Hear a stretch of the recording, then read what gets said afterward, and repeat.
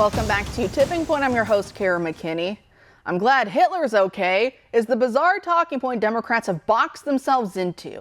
They can't simultaneously use the Hitler rhetoric to justify their lawfare attacks against President Trump and his supporters to strip them of their rights, while also pretending to condemn the attempted assassination of President Trump over the weekend in Pennsylvania.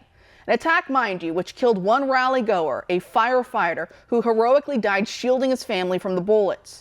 To deflect from their culpability, Democrats are trying out several different options. Biden, in his addresses to the nation since, has either failed to call it an assassination attempt, a word missing from most of the headlines at first when they tried to say Trump was merely injured amid popping noises so vague.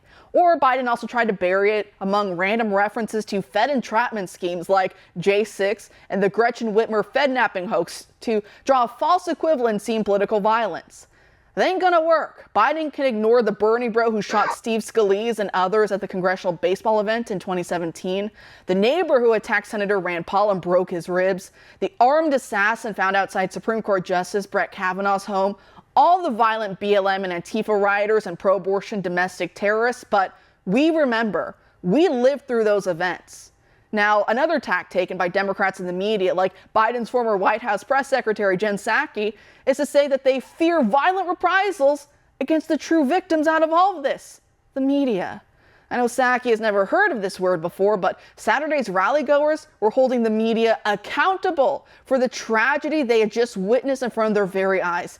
That's not violence. You remember what you caused. This is your fault. Why? You. This is your fault. Every last one. This is your fault. It is your fault. This is your fault. Hey, easy. This is your fault. I got you. Easy. Thank you, sir. Your fault. This is your fault. You caused this.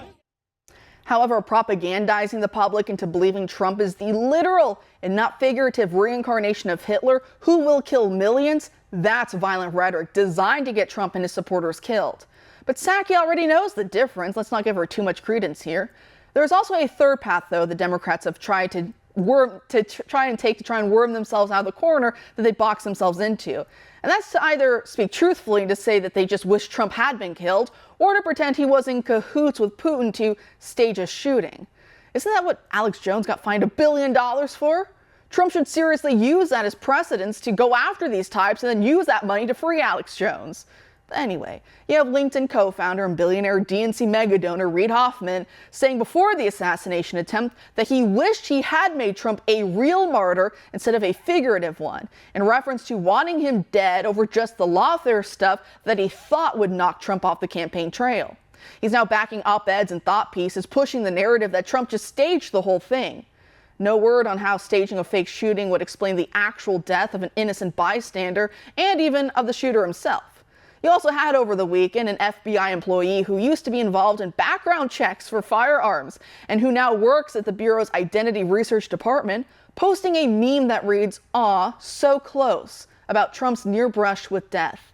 And the now fired former field representative for Democrat Congressman Benny Thompson, the former J6 committee chair, who posted online, "I don't condone violence, but please get you some shooting lessons so you don't miss next time." Or even, what about this from Jack Black's concert? Happy birthday to you. Make a wish, Canada. Don't miss Trump next time.